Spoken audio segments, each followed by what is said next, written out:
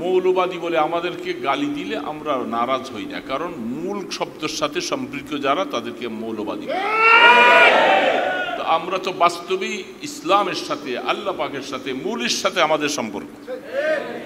এমন একটা শব্দ আমাদের দেশে, এই দেশে উৎপাদন করে রেখে গেছে, কিছুটা কিছু ধর্মীয়, কিছু চেতনাবোধ, কিছু কথাবার্তা, কিছু বললেই এটা জঙ্গি কায়দার কথা চলে আসে, জঙ্গি শব্দ চলে আসে, মৌলবাদ শব্দ চলে আসে। সন্ত্রাসী করে তাদেরকে জঙ্গি বলা হয়।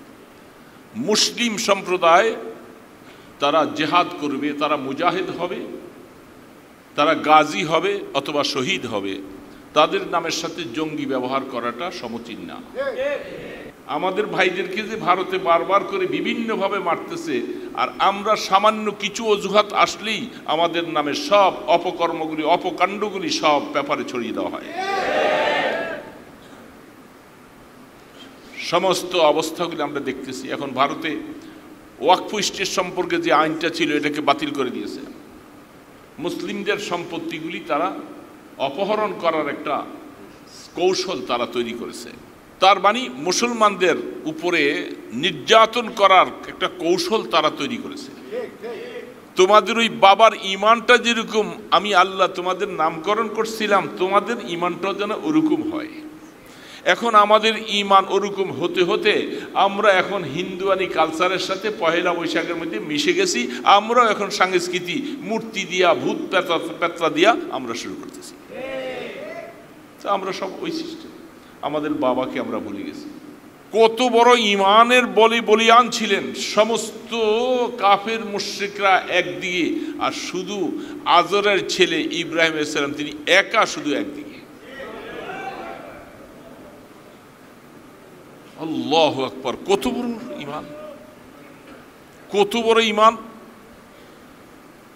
মুসলমানদের মিল্লাতা আবিকুম ইব্রাহিম বলে আল্লাহ পাক আমাদের নামকরণটা করেছিলেন যে তোমরা সেই ইব্রাহিমের পুত্র সন্তান। তো চারুকলা মানি হইল সব চরিত্র হরণ করার কার্যালয়। আমি শক্ত কথাই বললাম, চ্যালেঞ্জ করো, যত জায়গায় চারুকলা দেখতেছি সমস্ত চারুকলার শাখাগুলোর মধ্যে চরিত্র হরণ হয়ে যায়। নারী পুরুষের অবাধ মেলামেশা হয় সেখানে। এমন একটা প্রতিষ্ঠান দিয়ে গেছো আমাদের মসজিদের পাশে, 4-5টা মসজিদের মাঝখানে বিশাল কিছু করে গেছো না তুমি নারায়ণগঞ্জবাসীর জন্য, একটা চারুকলা বানিয়ে দিয়ে গেছো। কিয়ামত পর্যন্ত স্বর্ণ অক্ষরের মধ্যে লিখি করে দিলেন মিল্লাতা আবিকুম ইব্রাহিম হুয়া সাম্মাকুমুল মুসলিমিন। তোমাদের এই মুসলিম নামকরণ আল্লাহ পাকের তরফ থেকে হযরত ইব্রাহিম আলাইহিস সালাম নামকরণ করে গেছেন। তিনি হলেন তোমাদের আসল পিতা, ধর্মীয় পিতা, মুসলমানদের জাতির পিতা। সেই ইব্রাহিম আলাইহিস সালাম মূর্তিকে ভাঙছেন, তিনি মূর্তিকে লালন করেন নাই। আর এখন আমরা মুসলিম জাতি, আমাদের ছেলে আমাদের মেয়ে ভার্সিটিতে কলেজে পড়লেই এরা এখন সংস্কৃতি চলে যাবে, এরা এখন মূর্তি বানাবে, বাঘ বানাবে, ভাল্লুক বানাবে, মূর্তি, সব হিন্দুয়ানি কালচার সব চলে আসবে। এই চারুকলা এটাও আমাদের পাশে, এটা বানাইয়া গেছেন যারা, উনি তো আছেন নারায়ণগঞ্জে এখনো। এইখানের মধ্যে দীর্ঘদিন থেকে এই চারুকলার মধ্যে পহেলা বৈশাখ আসার আগের থেকে মেয়েগুলা সব এখানে বসে বসে বিশাল হাতি বানাইতেন, বাঘ বানাইতেন, সব সিগাল কুকুর বানাইতে বসে বসে এখানে নাফরমানির আড্ডাখানা বানাই দিয়ে গেছো। ঢোল তবলা হারমোনিয়াম বাজাইয়া সমস্ত এলাকাকে অন্ধকার করে ফেলছো, এমন একটা আড্ডা বানাই দিয়ে গেছো এখানে। নারায়ণগঞ্জবাসী আমরা কি খুশি যে আমাদেরকে একটা চারুকলা উপহার দিয়ে গেছে। আমরা মুসলমান নামধারী হলেও আমাদের মধ্যে মুসলমানিত্ব হিসাবে তেমন কিছু নাই। আমরা সব চলে গেছি, আমরা আমার দুনিয়ার স্বার্থে, ব্যবসার স্বার্থে আমরা সব করতে পারি, আমরা ইসলামের স্বার্থে কিছুই ছাড়তে পারি না। এ ওলামায়ে কেরাম, আলেম সমাজ যারা দ্বীনি ইলম শিখতেছ, তোমাদের জন্য অপরিহার্য, তোমাদের কওমকে তোমরা বুঝাও। সেই বুঝাবার দায়িত্ব হিসাবে আল্লাহ পাকের তরফ থেকে দায়িত্ব হিসাবে আমরা বলতেছি। আপনাদের সামনেই কথাগুলি বলার মূল মাকসাদ হইল, কোরআন নির্দেশ করেছে যে মানুষকে, উম্মতকে আখিরাতের ভয়ভীতি দেখাও, জাহান্নামের কথা তাদেরকে শোনাও, তাদেরকে ইনজার করো। নবী আলাইহিস সালাতু ওয়াস সালামকে একটা লকব দিয়েছিলেন বাশীরা ওয়া নাযীরা, আপনি আপনার উম্মতকে জাহান্নামের ভয় ভীতি প্রদর্শন করে জান্নাতের সংবাদ তাদেরকে দান করুন। এটা আল্লাহ রসুলের একটা বৈশিষ্ট্য, দায়িত্ব ছিল। সেই হিসাবে রসুলের বেরাসত যারা পাইছেন, নায়েবে রসুল যারা, তাদের জন্য অপরিহার্য হয়ে গেছে এই সমস্ত ব্যাপারগুলি সামাজিকভাবে বলে বলে মুসলিম সমাজকে ওই আপদ থেকে কুপথ থেকে ফিরে আসার জন্য। আসসালামু আলাইকুম ওয়া রাহমাতুল্লাহি ওয়া বারাকাতুহু।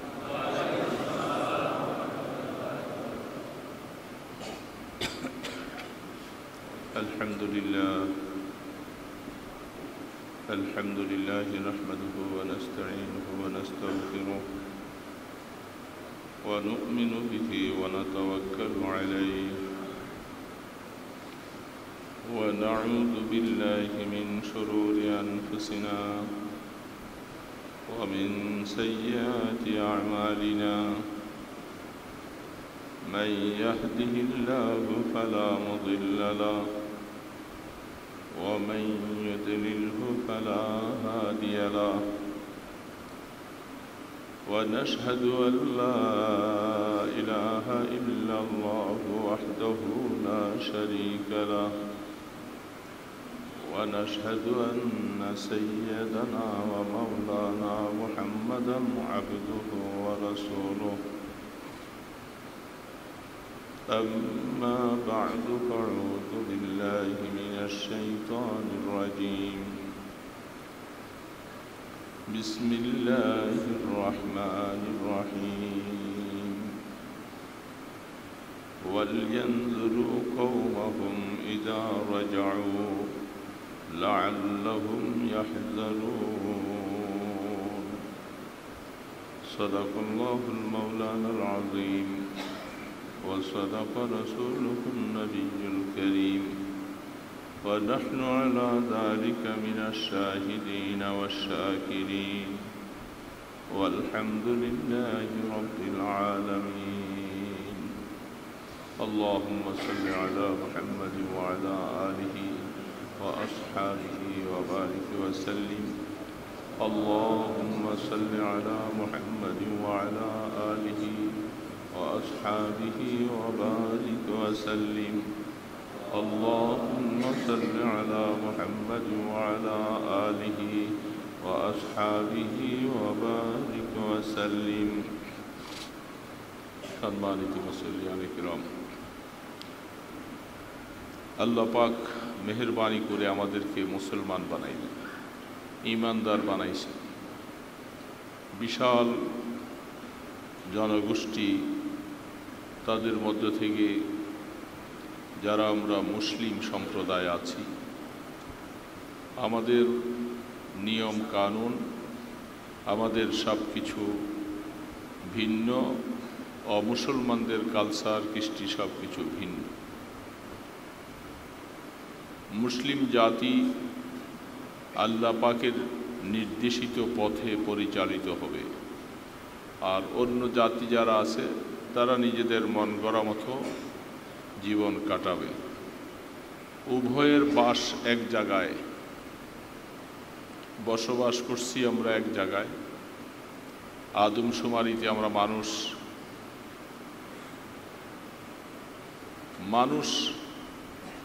আর মানুষের মাঝে পার্থক্য হইল ঈমান। যারা আমাদের মধ্যে ঈমানদার,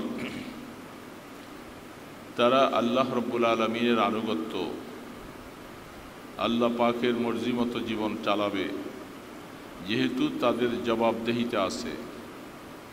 ঈমানদাররা এই কথা ভালো করে জানে, আমাদের জবাবদেহিতা আছে, আমরা একেবারে স্বাধীন নয়।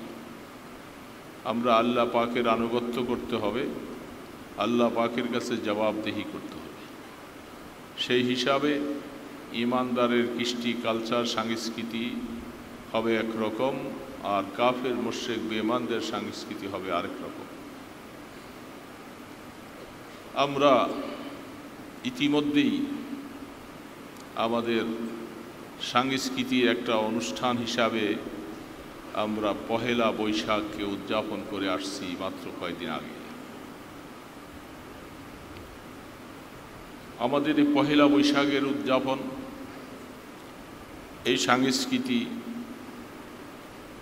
এটার সাথে ইসলামের সম্পর্ক কতটুকু, মুসলিম জাতির সম্পর্ক কতটুকু? আমরা যেই সংস্কৃতি লালন করছি, এই সংস্কৃতিটা আদৌ ইসলাম সাপোর্ট করে কিনা? যেহেতু মুসলমান নিজের মন গড়া মতো জীবন কাটাতে পারবে না, মুসলমানের জীবনটাই হলো পরাধীন আল্লাহ পাকের আনুগত্য।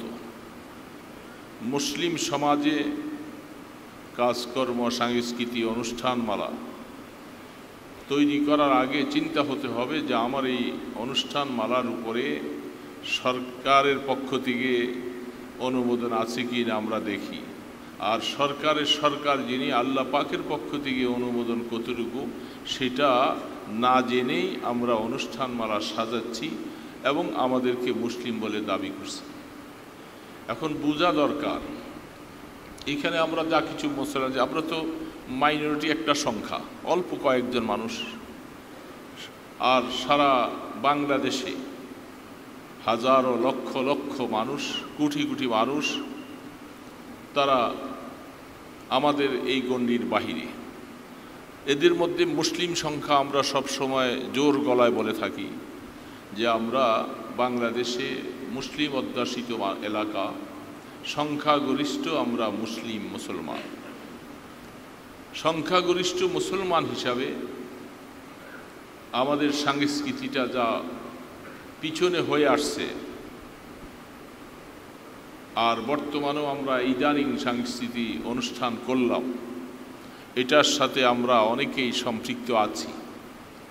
এই সংস্কৃতিটার দ্বারা আমাদের কি মিলল, আমরা কি পাইলাম, কি আমাদের জবাবদিহিতা, আমাদের এই ব্যাপারে আদৌ কি কোনো চিন্তা করার বিষয় আছে কিনা? কয়েকদিন আগের থেকেই, পহেলা বৈশাখের আগের থেকেই বিভিন্নভাবে পেপারে, পত্রিকায় সংস্কৃতি উদযাপন নিয়ে বিভিন্ন রকমের লেখালেখি হচ্ছে। এক সময় দীর্ঘ 15, 16, 17 বৎসর আমরা ওই সরকারের অধীনে ছিলাম, তখন সেই সংস্কৃতিটা হতো বিশেষ করে পহেলা বৈশাখকে কেন্দ্র করে। সম্পূর্ণগুলি হিন্দুয়ানি চালচলন, সমস্ত হিন্দুদের দেব দেবীকে সামনে নিয়ে আমাদের সাংস্কৃতিক অনুষ্ঠানটা হতো, এবং এটাই নিয়ে আমরা আমাদের দেশের বৃদ্ধ আবাল বনিতা সকলে, বিশেষ করে কলেজ ভার্সিটির ছেলে মেয়েরা, চারুকলার ছাত্ররা, তারা ওই সংস্কৃতিটাকে এমনভাবে সাজিয়েছেন হিন্দু ধর্মকে হার মানিয়ে ফেলছে। আমরা যে সংস্কৃতিগুলি আগে দেখে আসছি, সেই সংস্কৃতির মধ্যে, এই অনুষ্ঠানমালার মধ্যে কি কি ছিল এটা আপনাদের জানার বাকি নাই। সেই সমস্ত সংস্কৃতি আমরা করেছি পহেলা বৈশাখকে বরণ করতে গিয়ে। এসো হে পহেলা বৈশাখ বরণ করি ইত্যাদি ইত্যাদি অবস্থায় মঙ্গল শোভাযাত্রা যেটা চলে আসছিল, সেই মঙ্গল শোভাযাত্রার ইতিহাস খুললে দেখা যায় তাদের একটা দেবীর নামের উপরে এই মঙ্গল শব্দটা ছিল, এবং তারা এই পূজা অর্চনা তার নামে করে আসছে। এটা কালের বিবর্তনে হতে হতে আস্তে আস্তে করে এটা মুসলিম সংস্কৃতির মধ্যে ঢুকে গেল। এখন আমাদের দেশে পহেলা বৈশাখ একটা অনুষ্ঠান সংস্কৃতি হয়, পহেলা জানুয়ারিতে আমাদের এখানে আরেকটা সংস্কৃতি হয়, কিন্তু পহেলা মহরমের কোনো সংস্কৃতি মুসলমানদের মধ্যে দেখিনি। 3টা মাস আমাদের এখানে, 3টা বৎসর আরবি, ইংরাজি, বাংলা, এই 3টা মাস, 3টা বৎসর আমাদের দেশে সারা বিশ্বে চলছে। বিশেষ করে সারা বিশ্বে নয়, ইংরাজিটা তো সারা বিশ্বের কাছে সমাদৃত, এটা আন্তর্জাতিক ভাষা হিসাবে এটাকে সারা বিশ্বের মানুষ ইংরেজি ভাষাকে খুব সুন্দরভাবে বরণ করছে। পহেলা জানুয়ারি আসলেই তাদের মধ্যে চেতনা শক্তি একটা বাড়ে, যেহেতু সারা বিশ্বের মানুষ, আর তারা চেষ্টা করেই ইংরাজি ভাষাটাকে আন্তর্জাতিক ভাষার মান দিতে তারা পারছে। এটা তাদের বুদ্ধিমত্তার পরিচয়। এরা প্রচেষ্টা করে সারা পৃথিবীতে ইংরাজি ভাষাকে আন্তর্জাতিক ইন্টারন্যাশনাল ভাষা হিসাবে তারা স্বীকৃতি করাইছেন, মানুষও মেনে নিয়েছেন। এই জন্য ইংরাজি পহেলা জানুয়ারি 31st নাইটের অবস্থা এটা আমাদের জানার বাকি নেই। পহেলা জানুয়ারি আসার আগে ডিসেম্বরের 31 তারিখে সেদিন অনুষ্ঠান মালাটা কিভাবে সাজানো হয় গেল এটা। তারপরে আসে পহেলা বৈশাখ। পহেলা বৈশাখ এটা বাঙালি কালচার, অন্য অন্য রাষ্ট্রের মধ্যে তেমনটা নাই। যেহেতু বাংলা ভাষাভাষী যারা আছি কলকাতা সহ আমাদের দেশে সবাই আমরা বাংলা ভাষার সাথে সম্পৃক্ত বিদায় পহেলা বৈশাখ আসলেই আমাদের সংস্কৃতিটা বাঙালি হিসাবে আমরা আদায় করে থাকি। আমরা কি শুধু বাঙালি না আমরা মুসলমানও?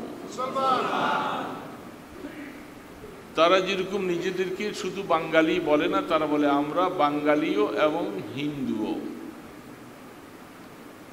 তাদের কালচারের মধ্যে কথাটা আছে না? কলকাতার তারা বাঙালি হিসাবে, তাদেরকে বাংলা ভাষাভাষী হিসাবে তারা শুধু এতটুকু নিয়ে ক্ষান্ত নয়, বরং তাদের কথা হলো আমরা হিন্দু ধর্মাবলম্বীও বটে।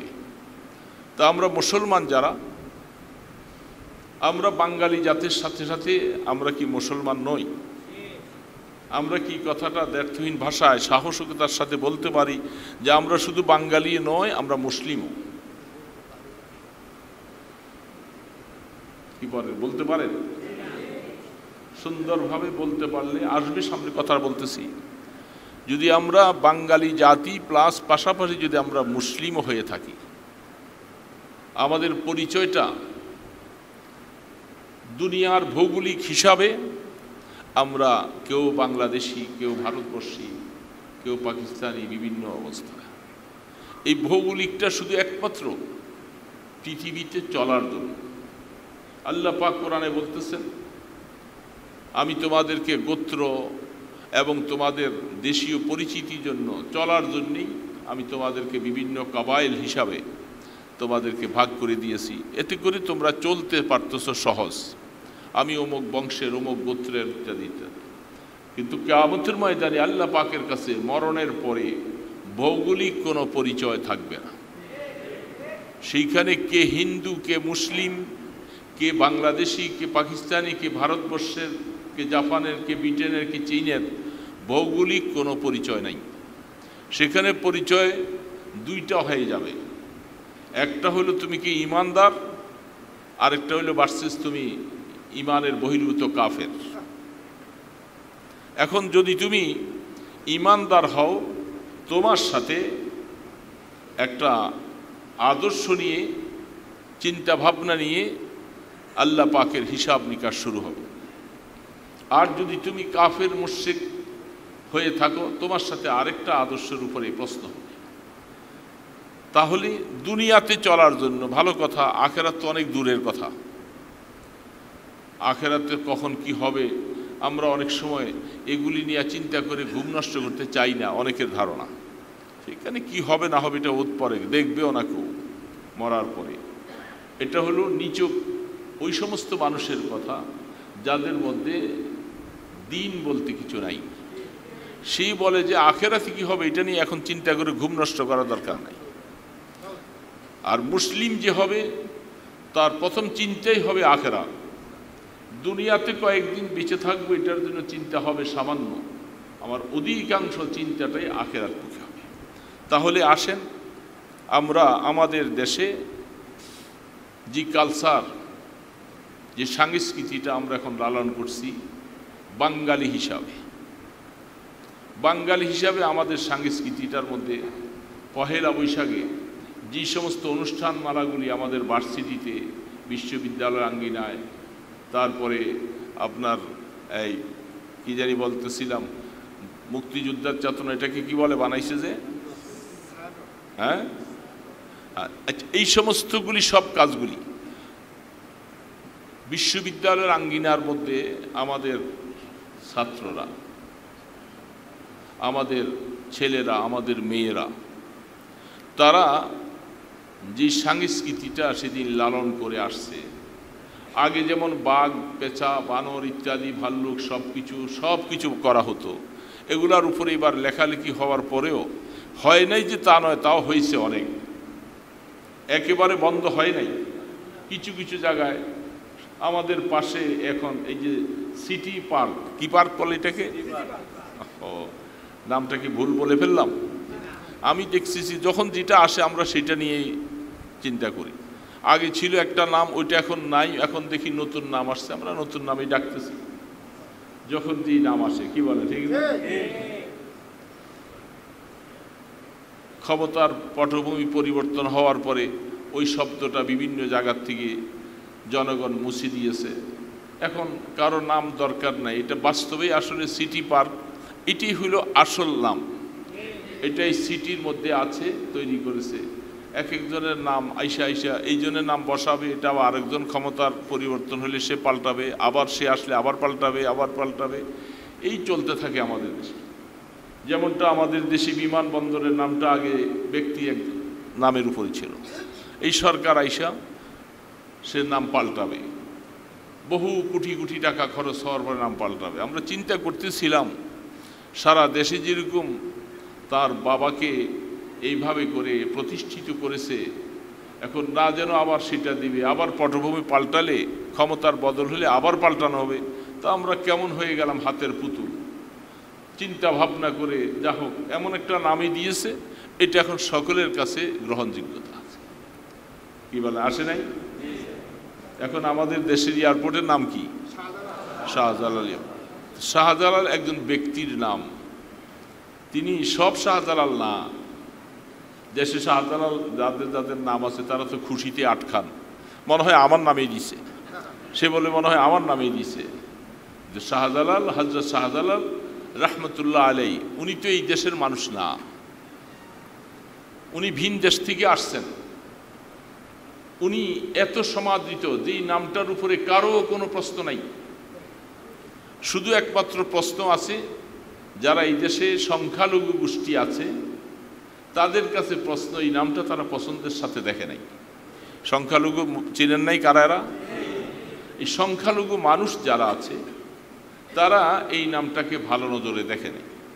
তো এরা, আমাদের আগের সরকার সব খারাপ কাজ করছে সেটা বলবো না, কিছু ভালো কাজও তো করছে। এই যে এটা একটা ভালো কাজ, ওনার বাবার নামটা না দিয়ে উনি হযরত শাহজালাল রহমতুল্লাহ আলাইহির নামটা দিয়েছেন বিধায় আজকে এটা সমস্ত মুসলিম জাতির কাছে সমাদৃত।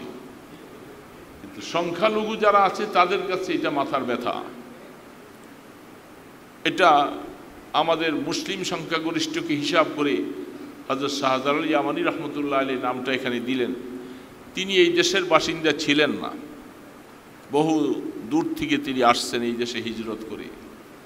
ইতিহাসগুলি তালাশ করলে দেখা যায় যে তারা আমাদেরকে মুসলিম বানাবার জন্য কাফের মুশরিক থেকে, হিন্দুয়ানি চাল চলন থেকে, সব কিছুর থেকে আমাকে আলাদা করে আমাদেরকে একটা মুসলিম সংস্কৃতি দেবার জন্য, আমাদেরকে ঈমানের বলে বলিবান করার জন্য চেতনা নিয়ে তারা সুদূর ইয়ামান থেকে হিজরত করে আমাদের দেশে আসছে।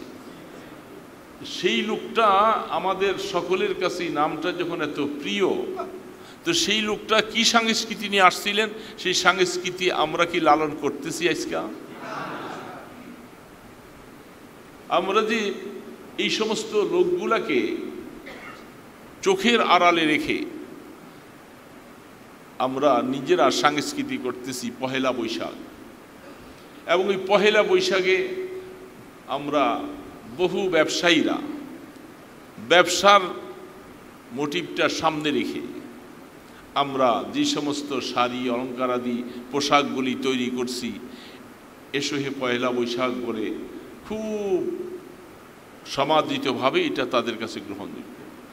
লাল পাড়ের শাড়ি, সাদা কাপড়ের ভিতরে পেঁচানো যুবতীগুলি তারা যেইভাবে সাজিয়ে শহর প্রদক্ষিণ করে, এতে করে শহরের মধ্যে আল্লাহ পাক গজব যে দেন নাই, শুধু এটা আল্লাহর একটা মেহেরবানি ছাড়া। হিন্দু আনা সমস্ত কালচার নিয়ে আইসা ঢোল ডঙ্গর বাজাইয়া বাজাইয়া তোমরা পহেলা বৈশাখকে সাংস্কৃতিক অনুষ্ঠানের মধ্যে আনলা, এবং এটার উপরে আমাদের একবারে রাষ্ট্র থেকে নিয়ে আমাদের টপ টু বটম পর্যন্ত সবাই আমরা এখন পহেলা বৈশাখকে কিভাবে বরণ করছি।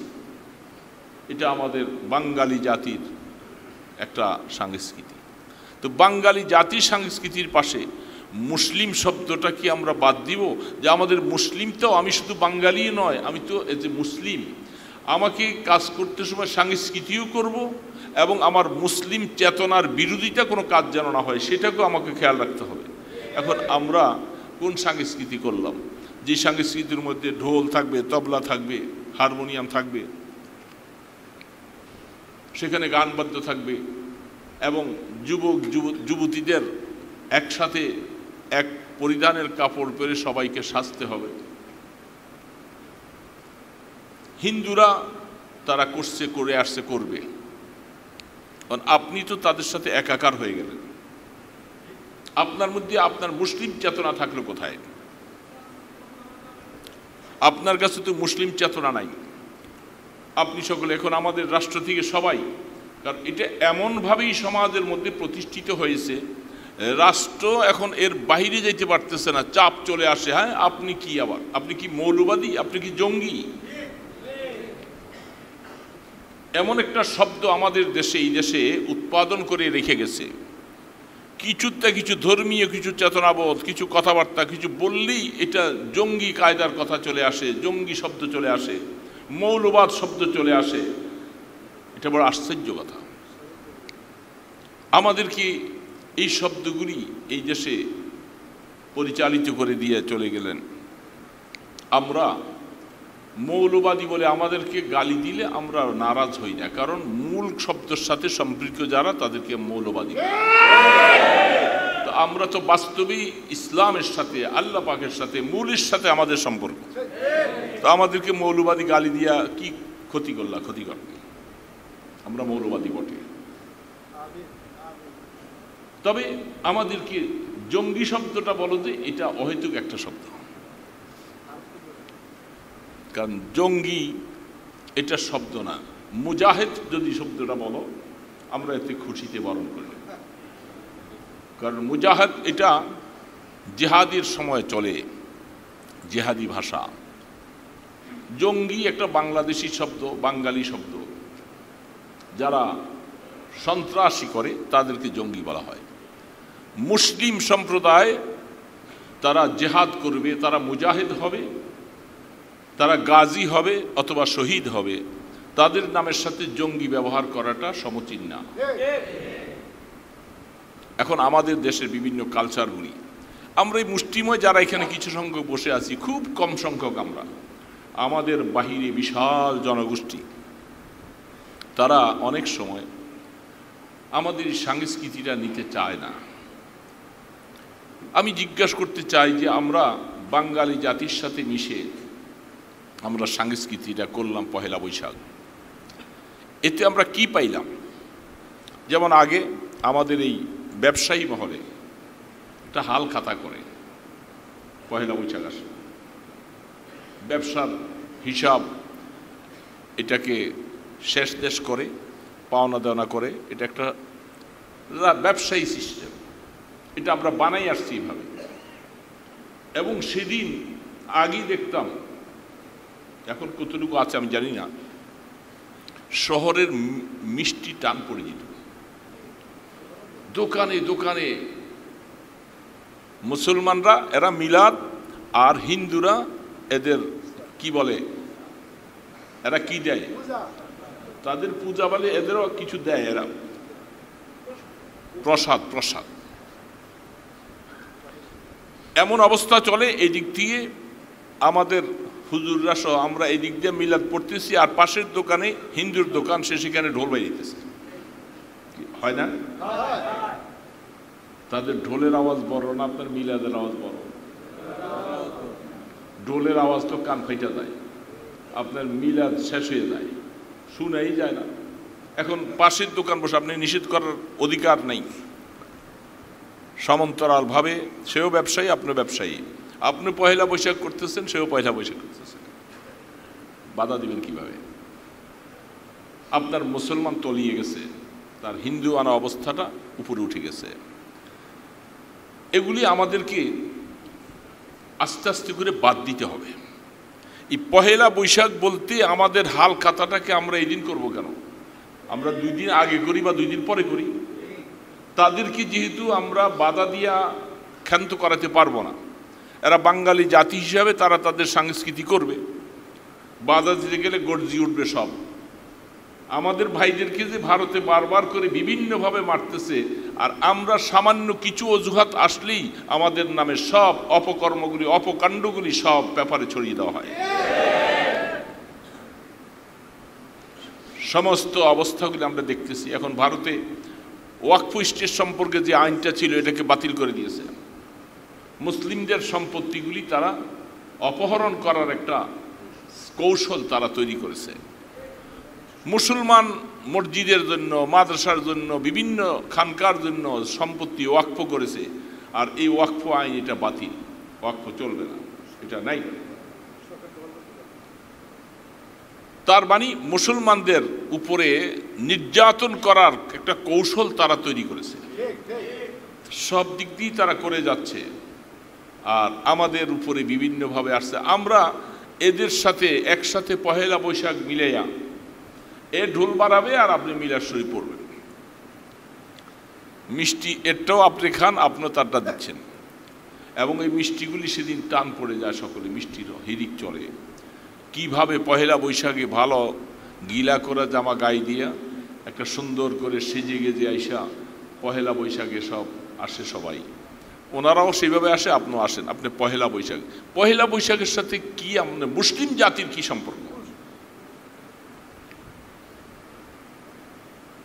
পহেলা বৈশাখে ইব্রাহিম আলা নবীন আলাইহিস সালাতু ওয়াস সালাম তাকে ডাকা হয়েছিল, যেহেতু তিনি ওই জামানায় বাবাকে বলছিল যে আপনারা এই যে নিজের হাতের বানানো মূর্তি তৈরি করে এদেরকে পূজা করতেছেন, এটা আমার বুঝে আসে না। বুঝে না আসার কারণে উনি তাদের সাথে সেই পহেলা বৈশাখের অনুষ্ঠান মেলায় উনি যাবেন না। ওনাকে নেওয়ার জন্য বহুতভাবে চেষ্টা করা হয়েছে। উনি একটা শব্দ বলছেন, কোরআন এই শব্দটা বলছেন, ইন্নী সাকিম। এমন একটা শব্দ, এটার বিপরীত অর্থ বোঝানোর মতো অবস্থা আছে। কোরআনের মধ্যেও এরকম শব্দ আছে, হাদিসের মধ্যেও আছে, বাংলা ভাষায় এগুলি আনা হচ্ছে, ইন্নী সাকিম। তাকে যখন বারবার বলা হচ্ছে যে আমরা সকলেই পূজায় যাচ্ছি, পহেলা বৈশাখ, পয়লা বৈশাখে তাদের জোশন চলবে, অনুষ্ঠানমালা চলবে, সব কিছু চলবে, আসো। ইনি বলতেছেন আমি অসুস্থ। সাকিম শব্দের অর্থ হলো অসুস্থ, আমি অসুস্থ। তারা বুঝছে অসুস্থের মধ্যে, এই সাকিমের মধ্যে 2টা অর্থ। একটা হলো আমি শারীরিক অসুস্থ বুঝাবে, আরেকটা হলো আমি রুহানিভাবে অসুস্থ। ইব্রাহিম আলাইহিস সালাম যখন কোরআনের শব্দ ইন্নী সাকিম, তিনি এই অসুস্থ শব্দ বলছেন, তিনি বলছেন আসলে আমি রুহানিভাবে অসুস্থ, কারণ আমি এই দেশের মধ্যে একমাত্র আমি শুধু এই কথাটা বলতেছি যে এই সমস্ত পূজা অর্চনা এগুলি করে আল্লাহকে পাওয়া যাবে না, এটা সত্য ধর্ম নয়, এটা আমি দেশের মধ্যে কিছুই করতে পারলাম না, আমি একটা অসুস্থ মন নিয়ে জীবনটা কাটাচ্ছি। আর তারা বুঝছে উনি শারীরিক অসুস্থ, এই জন্য কোরআন এই শব্দটা বলছে ইন্নী সাকিম। ইব্রাহিম আলাইহিস সালাম এই কথাটা বললেন, তাদের সাথে সেদিন গেলেন না। না যাওয়ার পরে যা ঘটল, এটা কোরআন তো অনেক ঘটনা আপনারা শুনেছেন। উনি তাদের বুতখানায় গেছেন, বড় বড় সুন্দর সুন্দর ভূতখানা চলছে সেখানে। সবাই তো চলে গেছে ময়দানে, বটতলায়, গাছতলায়। ইব্রাহিম আলাইহিস সালাম তিনি হাতের মধ্যে একটা কুঠার নিয়ে গেছে। তোমাদের রবকে বলো, তোমাদের খাবারগুলি কি কি। ওনার সামনে, এদের সামনে কিছু খাবার পেশ করা হয়েছে। এরা কি খানা খাইতে পারে? জবানও নাই, খাইতেও পারে না। মাছিগুলি তাদের উপরে ব্যান ব্যান করতেছে, তাড়াইতেও পারে না। তিনি বলতেছে, তো তোমরা কিসের খোদা হইলা? তোমরা বাক শক্তি নেই, খাবার শক্তি নেই, তাড়াবার শক্তি নেই। তখন এইভাবে করে কোরআন বলতেছে তিনি একটা একটা করে ভাঙতেছে ওগুলি। ওরা কিছু কিছু মজবুতভাবে বানাইছে, কিছু পাথর দিয়েও বানাইছে। ভাঙ্গা সবগুলাকে ভেঙে মাথা ভেঙে ফেলে দিয়েছেন। বড়টার কাদের মধ্যে কুঠারটা রেখে দিয়ে চলে আসছে।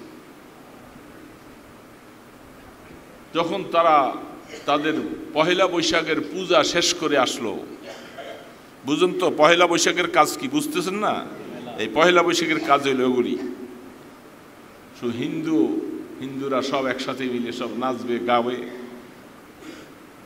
জিনা হবে, ব্যভিচার হবে, মদ হবে, সব কিছু হবে। আসার পরে দেখে তাকে বুতখানা সব ভেঙে চুরমার। কি ব্যাপার, কে করছে? আবার দেখতেছে ইব্রাহিম আলাইহিস সালামকে জিজ্ঞাসা করো, যে বড়টাকে জিজ্ঞাসা করো। কুড়াল যেহেতু এর কাঁধে বাঁধছে, ওই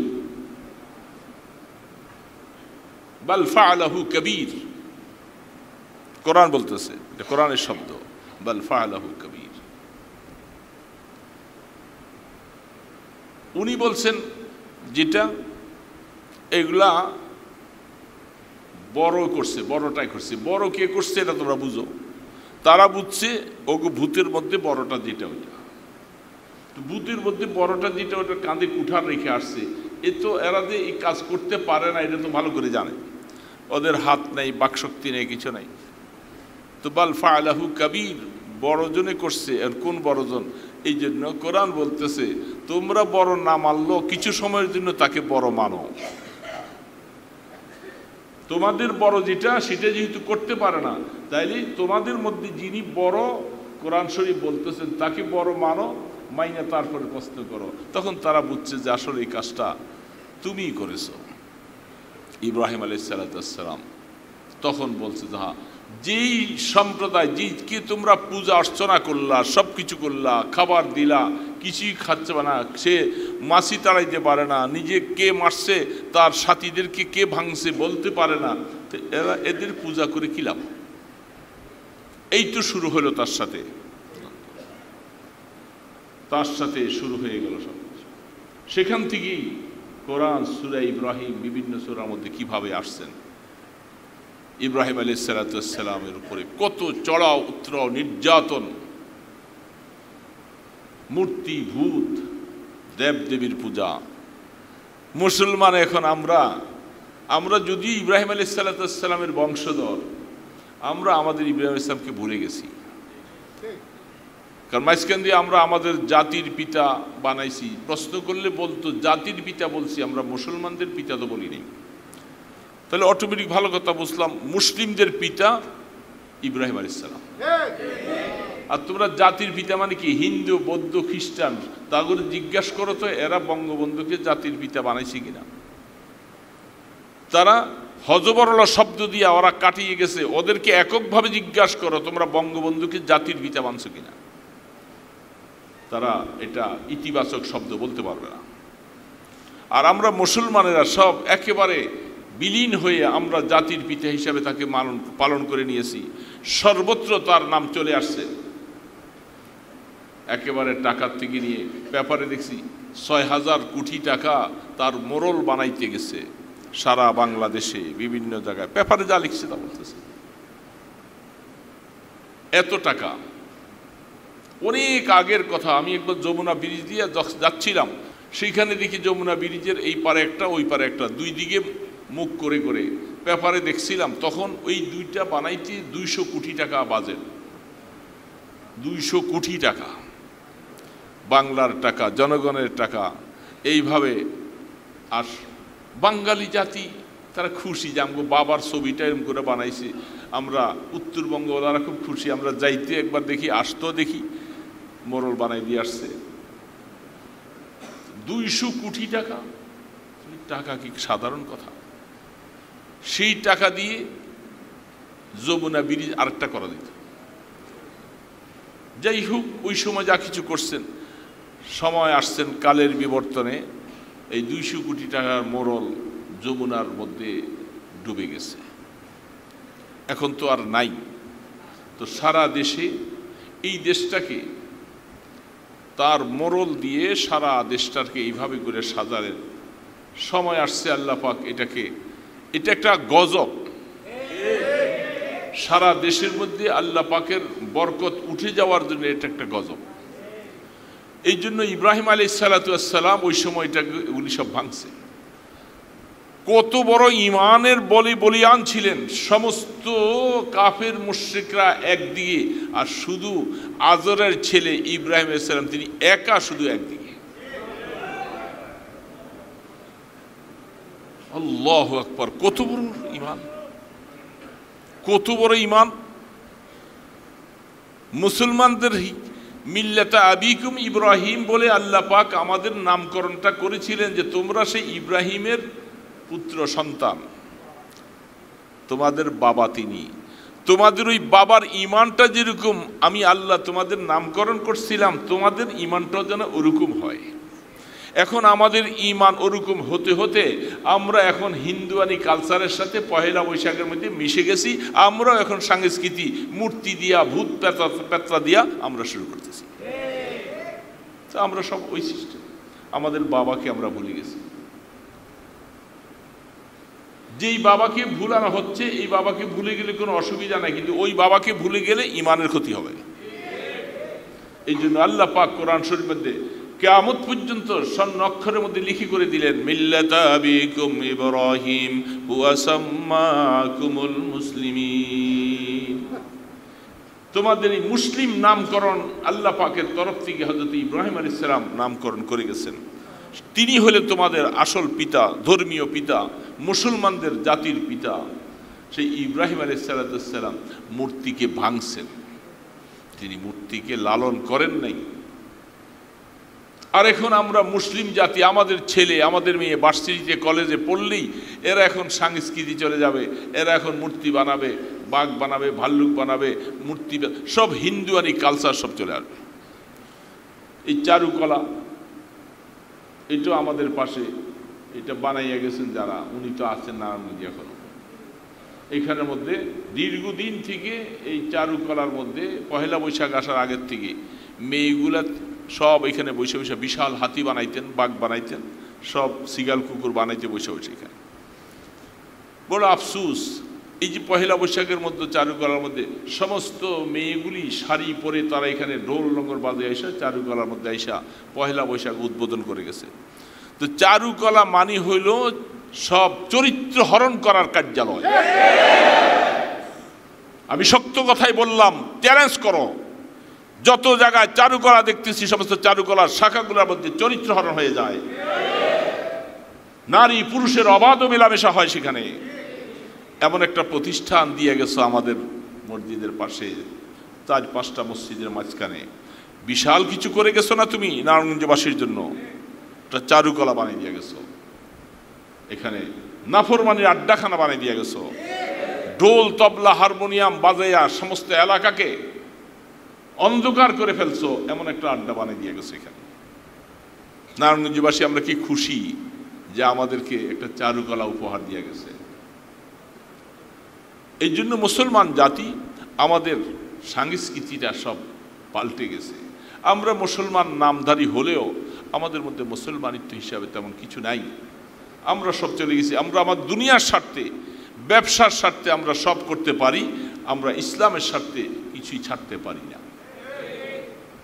এই জন্য আমরা পহেলা বৈশাখে আমরা কেন তাদের সাথে একসাথে মিলাবো?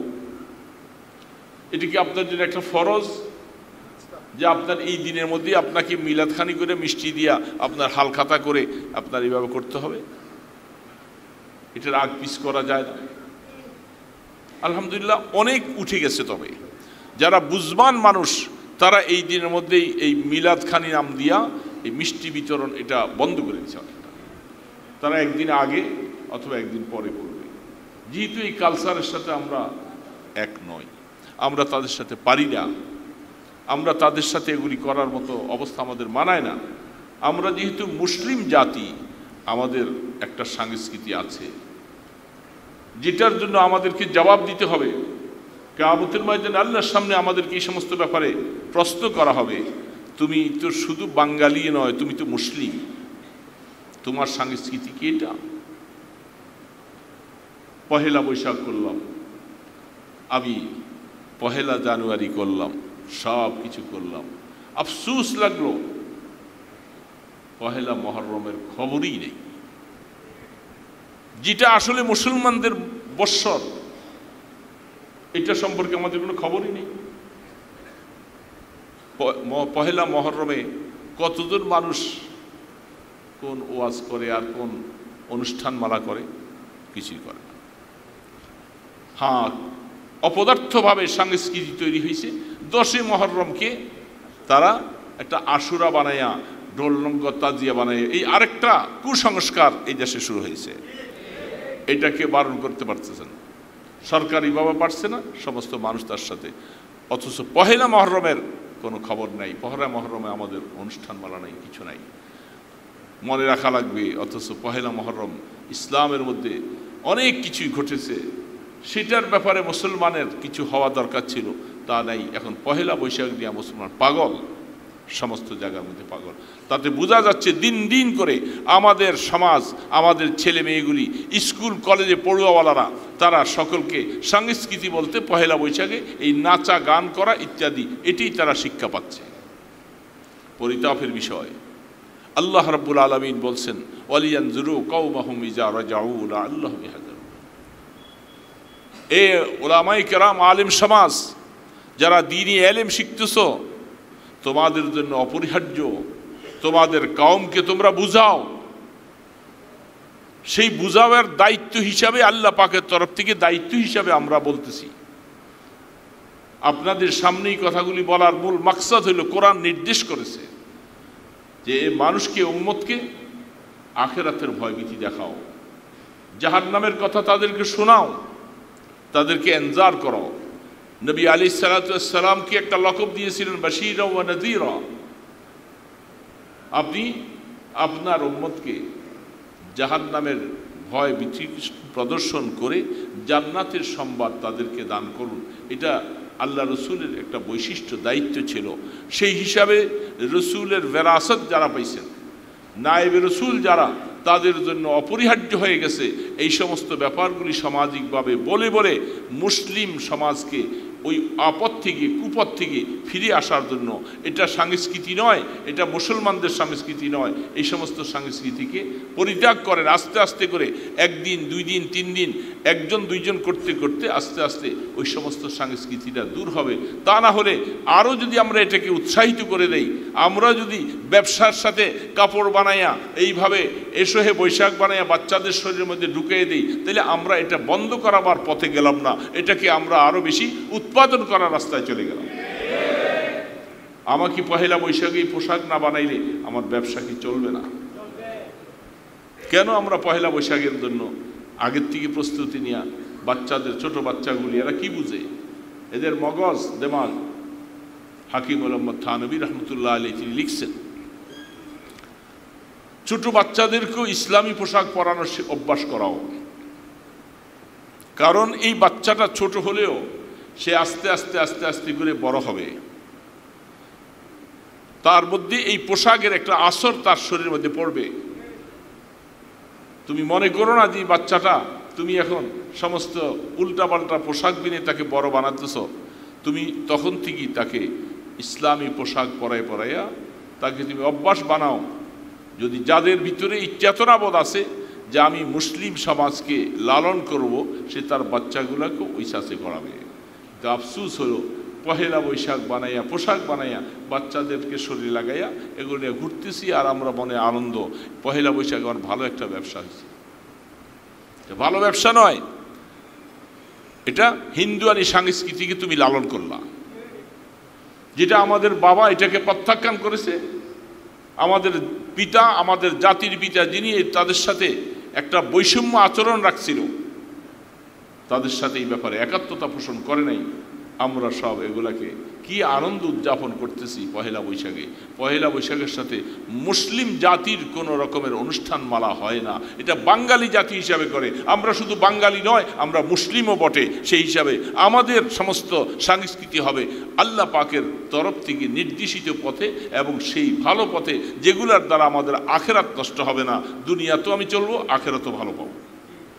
কিন্তু আফসোস, যুবক ভাইয়েরা, যুবক বাবাজিরা, আমার যুবতী মা বোনেরা, আমরা কোথায় চলছি? কোন দিকে চলছি? আমরা কোথায় চলছি?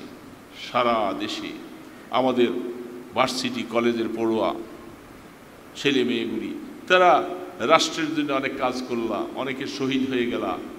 এই 5 তারিখে বহু মেয়েরাও শহীদ হয়েছে।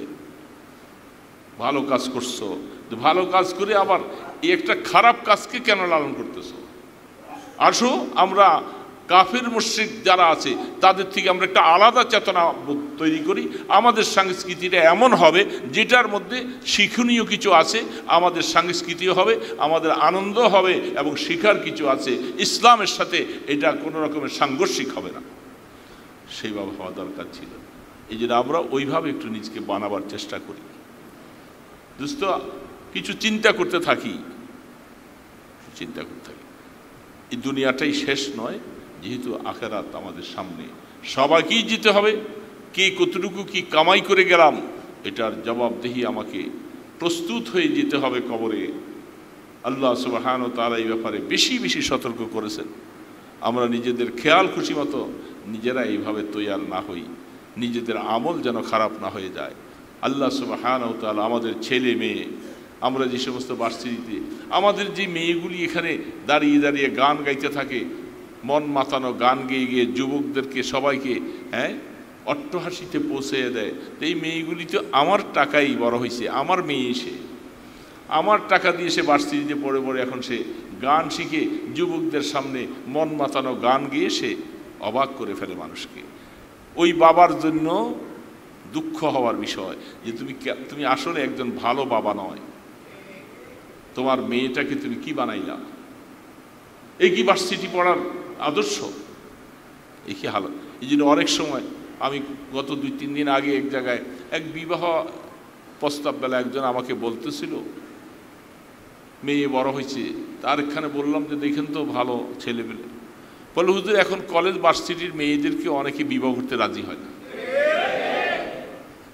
কেন? বলে যে তাদের অনেক সময় চরিত্রের মধ্যে কলঙ্ক আছে, বহুত সমস্যা। বিবাহ সাথে একটা হইলেও পরে দেখা যায় হয়তো পরকীয় প্রেমে আরেকখানে চলে যায়, ঝামেলা হয়, আন্ডারগ্রাউন্ডে অনেক কিছু হয়ে থাকে। তো এটা কেন হবে? আমার মেয়েগুলি কেন এই তাদের উপরে এই কারণের গ্লানি কেন আসবে? কেন তারা এই দুশ্চরিত্র হিসাবে শব্দরা সমাজে আসবে? বড় আফসোস লাগে, আফসোস লাগে। এই জন্য চেষ্টা করব মেয়েগুলাকে, অনেক বাবা এখন মেয়েদেরকে একা ছেড়ে দিতেও রাজি হয় না, কারণ বকাটেরা বিভিন্ন জায়গায় উৎপাত করে থাকেন। এই জন্য মনে রাখবো, দিন দিন করে অধপতনের দিকে চলে যাচ্ছি। মেয়ে সমাজের মধ্যে বিবাহ শাদী দিন দিন বন্ধ হয়ে আসতেছে, কারণ মেয়ে সংখ্যা বাড়বে আর বিবাহ রাস্তা খুলবে না, তার মানে জিনার রাস্তা বেড়ে যাবে। মনে রাখবেন, এই জন্য আমরা বুঝার চেষ্টা করি, তাদেরকে ধর্মীয় অনুশীলন না দেওয়া পর্যন্ত এদেরকে ঠিক করতে পারবেন না কোনোদিন। এই কুসংস্কার দিয়ে, এই সমস্ত সংস্কৃতি দিয়ে পহেলা বৈশাখ অনুষ্ঠানমালা করে মানুষকে কোনোদিন ভুল পথ থেকে ফিরাইতে পারবেন না। একমাত্র ফিরাবার রাস্তা আল্লাহ পাকের কথা, আল্লাহর ভয়, আখিরাতের ভয় দিয়ে। আল্লাহ সুবহানাহু ওয়া তাআলা আমাদেরকে কথাগুলি বুঝে আমল করার তৌফিক দান করেন।